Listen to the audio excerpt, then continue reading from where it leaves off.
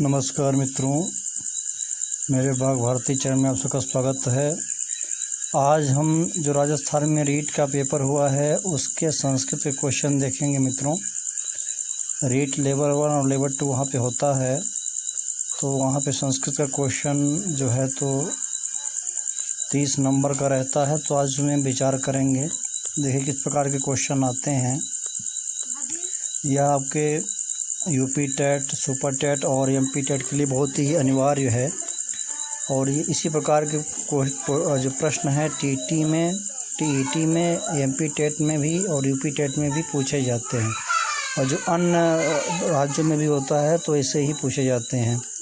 तो ये आप देख सकते हैं, ये पूरा पीडीएफ है पेपर का और ये गणित समाज विज्ञान का। तो इसमें हम लोग चलते हैं संस्कृत का जो पार्ट है उसमें चलेंगे।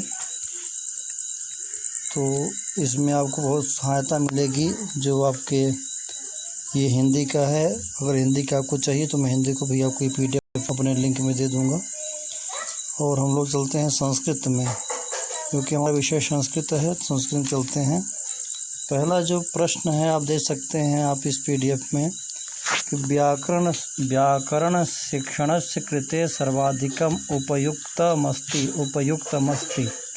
मतलब व्याकरण शिक्षण के लिए सर्वाधिक उपयुक्त क्या है। सरलात् कठिनम प्रति क्या यह है, ज्ञातम प्रति, आगमनात् निगमनम प्रति या अनिश्चितात् निश्चितम प्रति।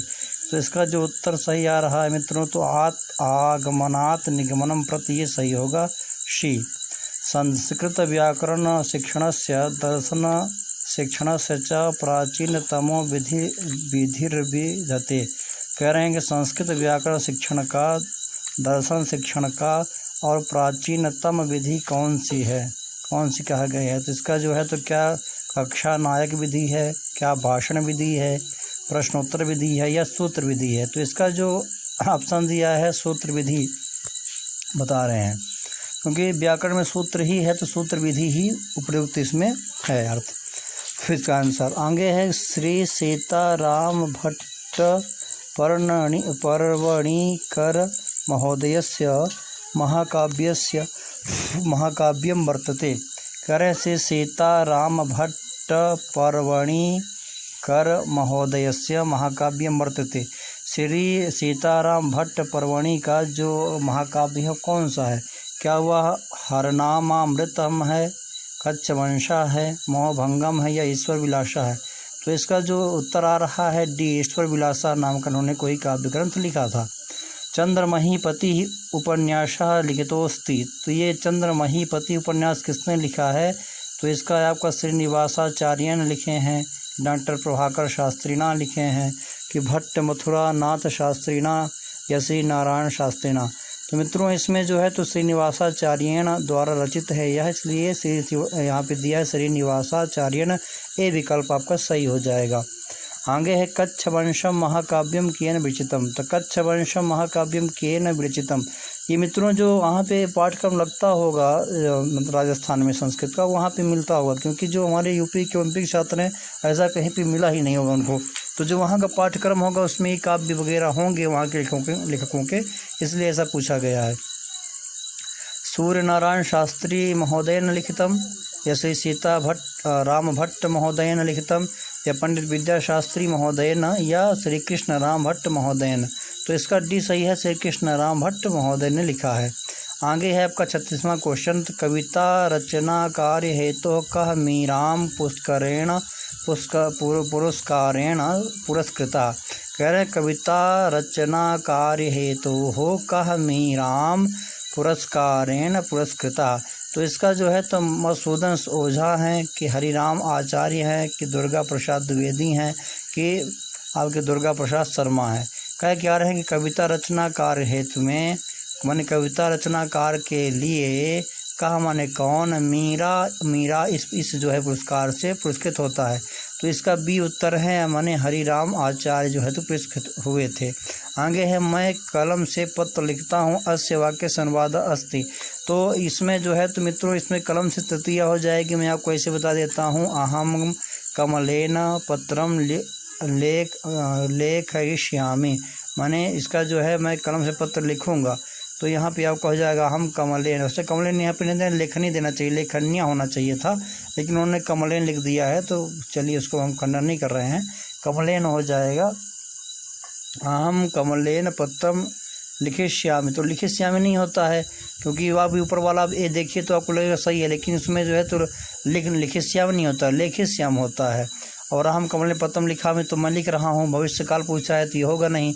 अहम कमलेन पत्रम लिखा नहीं है, लोट लकार का, या भी नहीं होगा। तो इसमें जो सबसे उचित जो है और सही है वह है अहम कलमेन पत्रम लेखयिष्यामि, बी ऑप्शन सही होगा। आगे है मित्रों, नृपः दरिद्रय दानम ददाति। अब इस वाक्य में भी आपका एक वाक्य गलत है, तो इसमें आप क्या बता रहे हैं कि अस्य वाक्य से कर्मवाच्य रूपम भविष्यति, नृपः दरिद्रय दानम ददाति। तो दरिद्र, अभी आप ये वाक्य संस्कृत का जो है तो गलत है। अगर नृपः दरिद्राय दानम ददाति ऐसा होता तो वाक्य सही था, लेकिन ये पूछ क्या रहे हैं कि नृपः दरिद्रय दानम ददाति अस्य वाक्य से कर्मवाच्य रूपम किम भवति। कर्मवाच्य में करेंगे तो कर्मवाच्य में आप जान रहे हैं कर्ता में तृतीया हो जाएगा, तो यहाँ पर निरूपण कर देंगे हम। और दरिद्र है तो इसमें प्रथम आ जाएगा दरिद्र, तो यहाँ पे दीयते हो जाएगा, दानम दीयते। दानम दाने दाना नहीं करना, पुस्तक चलाएंगे तो दानम हो जाएगा। फिर अगर पुल्लिंग होगा तो दाना हो जाएगा, अगर दान शब्द पुल्लिंग होगा तो ये दाना हो जाएगा, अगर स्त्रीलिंग होगा दान, तो यहाँ पे चूँकि स्त्रीलिंग है नहीं, दान शब्द हमारे पास दानम दाने दाना नहीं पुस्तक आना चाहिए। तो इसका जो वाक्य बनेगा देखिए क्या बनाया है इन्होंने, क्योंकि ये वाक्य उन्होंने अशुद्ध यहाँ पे दिया ही है। इनको देना चाहिए था नृपः दरिद्राय दानम ददाति, ये वाक्य होना चाहिए था, लेकिन जिन्होंने बनाया है कुछ मिस्टेक किए हैं, ये लेखन में कुछ हो गया होगा। क्योंकि दरिद्रा यहाँ पे जो इन्होंने पेपर बनाया है इसमें हम विचार करें तो जिसने पेपर बनाया वो दरिद्राय ही लिखना चाह रहा था, यहाँ पे आकार की मात्रा द्रा में नहीं है, इसलिए ये मिस्टेक टूटी है आपकी जो पेपर छापे हैं उनका। तो इसका क्या हो जाएगा, नृपेण दरिद्राय दानम दीयते, एक बात गलत है। नृपेण दरिद्रम दानम दीयते, ये भी गलत है। नृपेण दरिद्राय दानम ददाति, इसका भी सही नहीं बन रहा है। तो नृपाय दरिद्राय दानम दीयते, इसका क्या बनेगा। देखिए मित्रों, इन्होंने कह दिया कि नृपेण दरिद्राय दानम दीयते, तो ये इसका सही मान रहे हैं ये, क्योंकि चतुर्थी दान अर्थ में होता है। तो नृपेण दरिद्राय दानम दीयते, ये वाक्य आपका शुद्ध बन रहा है। लेकिन कर्मवाच्य का नियम जो है, उस नियम से तो दरिद्राय तो जो चूँकि संप्रदान यहाँ पे है, इसलिए संप्रदान दिया है, वाक्य बिल्कुल सही है। नृपेण दरिद्राय दानम दीयते, ऐसा यह वाक्य आपका बन जाएगा।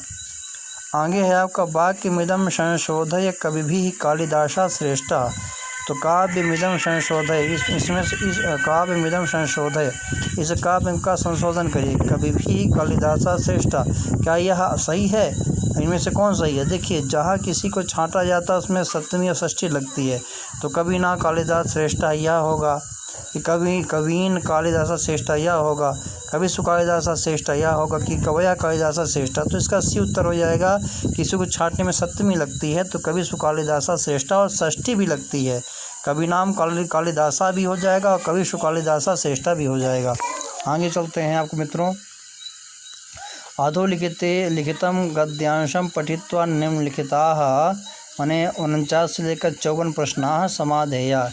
इसका आप क्या करिए, इसको आप जो है तो समाधेया, इसका जो है तो समाधान करिए या इसका उत्तर दीजिए। विश्व प्रसिद्ध दिए क्या इन्होंने कहा है, गद्यांशम, गद्यांश पढ़ करके। मैंने बताया कि वर्ग 3 में ये बहुत ही अनिवार्य है, इसका आता ही आता है और इसका पाठ्यक्रम चलाएँगे निश्चित ही। तो विश्व प्रसिद्धां पशुमेलां द्रष्टुं ग्रामीणजनाः विदेशी पर्यटकाः च आगच्छन्ति। इसको अच्छी तरह से 2-3 बार पढ़ लीजिएगा, समझ में आ जाएगा। इसी से प्रश्न बनेंगे। अस्य मासस्य कार्तिक पूर्णिमायां जनाः पुष्करस्य सरोवरे आत्मनः पवित्रार्थं स्नानं कुर्वन्ति। मेलायां अश्वानां नृत्यं, उष्ट्राणां धावनं, सौन्दर्यप्रतियोगिताश्च विदेशी पर्यटकाणां सांस्कृतिकी प्रतिस्पर्धा भवन्ति। श्रेष्ठजातीयानां पशूनां कृते पुष्कराणि मेलासमिति पक्षतः प्रदीपयन्ते। प्रायः मेलायां सर्वत्र उष्ट्राणां सम्मेलनं दृश्यते। राजस्थानस्य क्रमेलकः उष्ट्रः राजपुषः घोषितः वर्तते। ग्रामीणजनाः विदेशीपर्यटकाः च आगच्छन्ति। रेखाङ्कितं क्रियापदं लंग लकारे परिवर्तयतु। अब ये क्या कह रहे हैं कि लंग लकारे परिवर्तयतु, लेखांकित लंग लकार में इसको आपको आगच्छन्त को लंग लकार में करना है। तो आगच्छन्त को आप जब लंग लकार करेंगे तो आगच्छत आगच्छताम अगच्छन हो जाएगा। तो इसका आपका ए सही हो जाएगा आगच्छन। ये आप देख लिए। आप कह रहे हैं मेलायाम अश्वानाम नृत्यम प्रतिस्पर्धाम भवन्ति। तो ऊपर आप पढ़ लीजिए कि यहाँ पे अश्वानाम कहाँ पे है। तो देखिए आपका हम वाक्य फिर देख लेते हैं कि आपका आ गया पश्चिमेलाम द्रष्टुम जनाः विदेश परिग्रहात् आगच्छन्ति अस्य मासस्य कार्तिक पूर्णिमां जना पुष्कर सरोवरे आत्मना पवित्रार्थं कुर्वन्ति अश्वानां नृत्यम उष्टानां धावनम। तो यहाँ पे क्या हो जाएगा उष्टानां धावनम सौंदर्य प्रतियोगिताम च। तो यहाँ पे प्रतिस्पर्धाम है। तो हम पहले देखें कि ये वाक्य मिल रहा है कि नहीं मिल रहा है। तो देखिए ये वाक्य आपका मिल गया क्योंकि यहाँ पे अश्वानाम नृत्यम, इसके बाद क्या भरा जाएगा उष्ट्राणाम धावनम सौंदर्य प्रतियोगिताश्च विदेशी पर्यटकाणाम सांस्कृतिक स्पर्धा भवन्ति। तो यहाँ पे हम देखेंगे तो कस यहाँ पे क्या भरा जाएगा किम कस कदा केशाम। तो यहाँ पे देखिए क्या क्या है। तो अश्वानाम नृत्यम और उष्ट्रानाम धावनम। तो ये क्या हो जाएगा यहाँ पर हमारे समझ से हो जाएगा आपका डी के शाम, क्योंकि उष्ट्रा नाम दिया है तो के शाम हो जाएगा, षष्ठी हो जाएगा उष्ट्रा नाम के शाम। तो डी सही हो जाएगा इसका मित्रों। आगे है मेला समिति पक्षतः इत्यत्र प्रत्यय विद्यते। तो यहाँ पर जो है तो आप सीधे देख रहे हैं तहसील प्रत्यय है। मेला मिलित पक्षतः क्या है तहसील प्रत्यय, सी इसका उत्तर आपका सही हो जाएगा। आत्मनः पवित्रार्थम स्नानम कुर्वन्ति लेखांकित पदे विभक्ति अस्ति। तो इसमें आपका जो है तो आत्मनः, ये आत्मनः जो षष्ठी वचन का रूप है। आत्मा आत्मानो आत्मानः आत्मानम आत्मानो आत्मनः आत्मना आत्मभ्याम आत्मभि आत्मने आत्मभ्याम आत्मभ्या आत्मनः आत्मभ्याम आत्मभ्या आत्मनः आत्मनो आत्मनाम आत्मनि आत्मनो आत्मशु। तो ये द्वितीय बहुवचन बनता है, षष्ठी और पंचमी वचन बनता है आत्मनः। ठीक है, ये आपका तो यहाँ पे द्वितीय दिया नहीं है, षष्ठी दिया है, प्रथमा दिया, चतुर्थी दिया है, पंचमी दिया के सही आपका हो जाएगा। षष्ठी और पंचमी दोनों से होना चाहिए मित्रों यहाँ पे। तो ये क्वेश्चन थोड़ा विवादित जैसे दे दिया है क्योंकि यहाँ पे आत्मना पंचमी में एक व्यक्ति में भी बनता है और आपका ये जो है तो आपका क्योंकि आत्मना आत्मा आत्मानो आत्मनः आत्मा आत्मना आत्मानो आत्माना आत्मानम आत्मानो आत्मना आत्मना आत्मभ्याम आत्मभि आत्मने आत्मा आत्मभ्याम आत्मभ्या आत्मना। और ये पंचमी बन रहा है आत्मना और यहाँ षष्ठी और पंचमी दोनों दे दिया है। तो इसलिए ये विकल्प दोनों किसका माना जाए तो विवादित प्रश्न हो जाएगा ये आपका। यद्यपि आप जान लीजिए षष्ठी और पंचमी और द्वितीय वचन में आत्मना ही आरू बनता है। अब इसको आपका जो आयोग जाने जो ये पेपर बनाया हो राजस्थान का वो लोग जानेंगे क्योंकि ये प्रश्न में कॉमन नंबर मिलना चाहिए। देशी पदस्य विलोम पदम वर्तते। तो देशी पदस्य अभी क्या कह रहे हैं कि देशी पदस्य, तो देशी पद का क्या है तो बता रहे हैं कि क्या विदेही या देसी शब्द है कि विदेशी है कि विदिशा है कि राज्य है। यानी देशी शब्द से विलोम पदम वर्तते क्या है इसका देशी शब्द का क्या हो जाएगा। तो इसका इन्होंने विदेशी बता दिया। अगर देशी है तो भैया इसका विलोम विदेशी हो जाएगा। ठीक है, विलोम उल्टा होता है तो देश का विदेश हो जाएगा, तो देशी का विदेशी हो जाएगा। आगे है प्रदीयन्ते अस्मिन् पदे लकार वर्तते। तो ये प्रदीयन्ते आप जान रहे हैं लट लकार का है रूप, तो ये आपका लट लकार का बहुवचन का है, आत्मपदी है। आगे चलते हैं मित्रों। अधोलिखित गद्यांश समाधारित कृत्य निम्नलिखिताः 55 से 60 प्रश्न समाधेय। ये 55 से 60 आपको समाधेय करना है। तो इसको आप पढ़ करके इससे आपको क्वेश्चन निकालना है। तो ये कह रहे हैं कि मानव जीवने अनुशासन से। देखिए मैं आपको बता दूं बहुत अच्छा कि आप जब भी अपठित गद्यांश पढ़ें तो उसको एक बार दो बार अच्छी तरह पढ़ते जाएं और उसके क्वेश्चन को भी आप देखते जाएं। मानव जीवने अनुशासनस्य खलु महती आवश्यकतास्ति। यदि मानवाः अनुशासनशीलाः न भवेयुः तदा तु विचित्राः जगतः गतिः स्यात्। यदि सर्वे जनाः स्वेच्छया कार्यं कुर्वन्ति तदा सर्वत्रैव कार्यहानि भवेत्। अनुशासनेन एव अस्माकं सर्वाणि कार्याणि भवन्ति। यस्मिन् देशे अनुशासन व्यवस्था उत्तमा वर्तते तस्मिन् देशे एव सुख प्राप्तिः भवति। अनुशासनेन एव सर्वेषां कल्याणं भवति। अब इसका हम चलते हैं उत्तर में। तो उत्तर में हम चलेंगे। देखिए हम लोग इसके उत्तर में चलते हैं। यहाँ पे होगा इसका उत्तर रिक्त स्थानम, यहाँ पे होगा। देखिए रिक्त स्थानम पूरयित्वा सूक्तिम संयोजित। तो इन्होंने क्या कहा कि आत्मना प्रतिकूलान परेशान न समाचरित। तो इसमें हम चलते हैं सबसे पहले उसी वाक्य में जो गद्यांश दिया था उसी गद्यांश को पढ़ के हम करेंगे।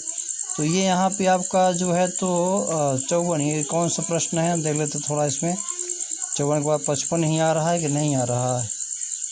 अच्छा ये मित्रों कुछ यहाँ पे पीछे छूट गया है, तो इसको हम कर लेते हैं, इसको भी नहीं तो हाँ इसको कर लेते हैं, फिर अपठित गद्यांश चलते हैं। क्योंकि ये शायद PDF आपका 39 के बाद फिर 40 आएगा, तो 40 यहाँ पे आएगा। इसके बाद हम चलते हैं, यहाँ से आएगा 40 का, उसके बाद हम अपठित गद्यांश आपको बताएंगे।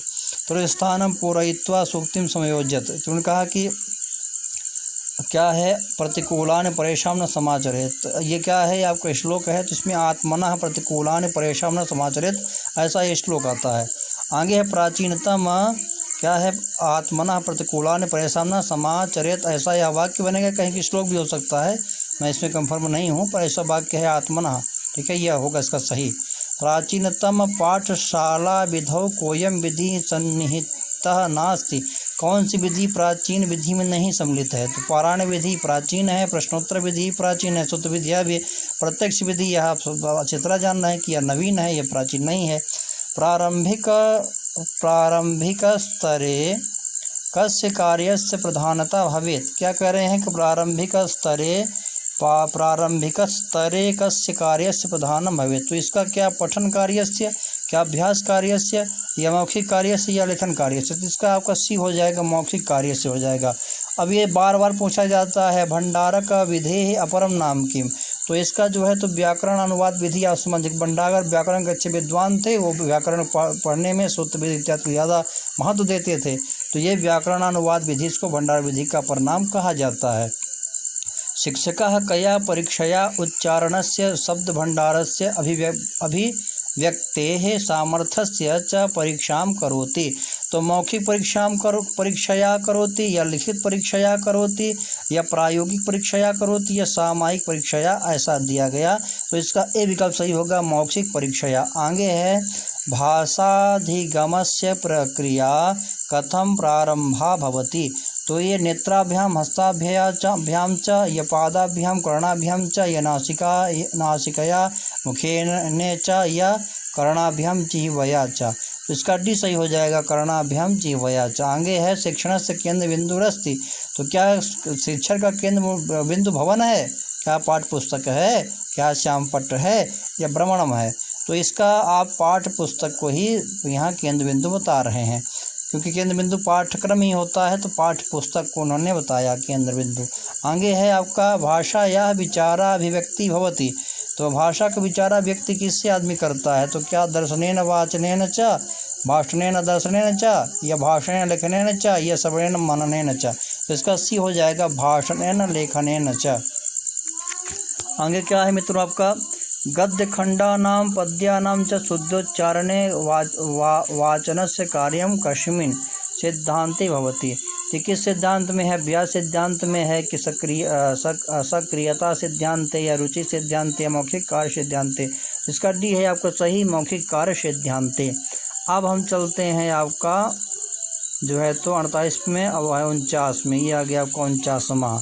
तो ये इसका हमने आपको बता दिया था, 49 इसको बता दिए थे। और इसके बाद हम चलेंगे, आपका 54 तक हो गया था, और 54वां जो ये अपठित गद्यांश है इसमें चलते हैं। तो देखिए क्या हम इसको बता दिए थे कि लिखितम गद्यांश धारीकृत्य निम्नलिखिताः माने 55 से 60 प्रश्न समाधेया। ये आपका 55 से लेकर 60 प्रश्न हैं को आपको ये जो है तो गद्यांश पढ़ करके इसको करना है। तो आप 2 बार गद्यांश पढ़ लीजिए, उसके अर्थ को भी समझते जाइए, तो आप आराम से कर सकेंगे। यद्यपि हम इसका पाठ आपको बहुत सारा देंगे MP टेट के दृष्टिगत से और UP टेट के दृष्टि, इसलिए आप हमारे चैनल को सब्सक्राइब करें, लाइक करें। कह रहे हैं कि मानव जीवने अनुशासनस्य खलु महती आवश्यकतास्ति। यदि मानवाः अनुशासनशीला न भवेयुः तदा तु विचित्रा जगतः गतिः स्यात्। यदि सर्वे जनाः स्वेच्छया कार्यं कुर्वन्ति तदा सर्वत्रैव कार्यहानिः भवेत्। अनुशासनेन एव अस्माकं सर्वाणि कार्याणि भवन्ति। यस्मिन् देशे अनुशासन व्यवस्था उत्तमा वर्तते तस्मिन् देशे एव सुख प्राप्ति भवति। अनुशासनेन एव सर्वेषां कल्याणं भवति। अब इसके हम अर्थ में चलते हैं। तो ये 55 था। 55 से कह रहे हैं जगतः इत्यर्थ का विभक्ति। तो जगतः ही इसको हम पहले जगह को चला लेंगे मित्रों। जगत जगत जगती जगंत जगत जगती जगंत जगता जगत भ्याम जगत भी जगते जगत भ्याम जगत जगतः ये आपका बनेगा पंचमी और षष्ठी में बनता है। तो क्या यहाँ पे पंचमी षष्ठी दिया है? देखिए सी दिया हुआ है, इसका उत्तर सी होगा। देखिए अब सी इसका सही है। आगे हम चलते हैं आपका तदा तु विचित्रा जगतः गति स्यात् अस्मिन् वाक्ये विशेषणमस्ति। तो विचित्रा जगतः गति तदा इसका जो है तो विचित्रा हो जाएगा, आपका विशेषण दिया है। ठीक है। आगे है कार्य हानि तत् का समासा। तो कार्य से हानि कार हानि, तो यहाँ पर आपका तत्पुरुष समास हो जाएगा, आँखी मूंद के मार सकते हैं आप। प्राप्ति तस्य का उपसर्ग है तो आप इसे बी मार सकते हैं। गति तत् का समासा, गति में अक्तिन प्रत्यय है ए मार सकते हैं आप, इसका सही होगा। तस्मिन् देशे एव सुख प्राप्ति भवति। तस्मिन् देशे सुख प्राप्ति होती है। अस्मिन् वाक्य अव्यय पदम अस्ति। तो तस्मिन् देशे एव यहाँ पर अव्यय पद हो जाएगा मित्रों। तो इस प्रकार आपके 60 क्वेश्चन हो गया। इसी प्रकार हम यूपी टेट का और एमपी टेट का बहुत सारा प्रश्न आपको देंगे। ये रीट का प्रश्न था और ये जो दूसरे कोई पेपर हुआ है इसमें रेट जो दूसरा भी संस्कृत का इसमें उसको भी आपको करवा देंगे वो अगली वीडियो में। और मित्रों हमारे आप इस चैनल को सब्सक्राइब करें, इससे अपठित गद्यांश से संस्कृत व्याकरण से समाज से सब कुछ आपको हमारे इस चैनल में मिलेगा। आप जो है हमारे चैनल को सब्सक्राइब करें, लाइक करें। हमारे चैनल में यूजीसी नेट का पाठ्यक्रम चलाया जा रहा है और शीघ्र ही आपका सुपर टेट और यूपी टेट का चलाया जाएगा। अभी एलटी का पाठ्यक्रम में चलाया जा रहा है। तो आप और यूपी पीजीटी का और टीजीटी का पाठ्यक्रम इसमें चलाया जाएगा। तो आप हमारे चैनल को लाइक करें, सब्सक्राइब करें और शेयर करें और सब्सक्राइब कर लें। आप इसमें फ़ायदे में ही रहेंगे मित्रों और आपका जो है तो पठन पाठन बहुत मजबूत होगा हमारे साथ। यह विश्वास रखिए हमारे चैनल में। और मैं आपको नित्य प्रतिदिन जो है तो अभ्यास और जो वाक्य बनेंगे एक बार पूरा मूल ग्रंथ पढ़ाऊँगा मैं। जैसे आपका लघु सिद्धांत कौमुदी से संज्ञा प्रकरण है और आपका संधि समास है, कारक अभी इसमें हमारा चल ही रहा है। शीघ्र ही हम इसमें भी काम करने वाले हैं, यूपी टेट का और एमपी टेट का, वर्ग 3 का और सुपर टेट का, और इसके साथ साथ एलटी ग्रेड का और यूजीसी का भी एक हम जो है तो प्रतिदिन वीडियो 2 घंटे की आपको उसमें भी अभ्यास की मिलेगी। आप हमारे चैनल को लाइक करें, सब्सक्राइब करें और शेयर करें। जयतु संस्कृतम जयतु भारतम।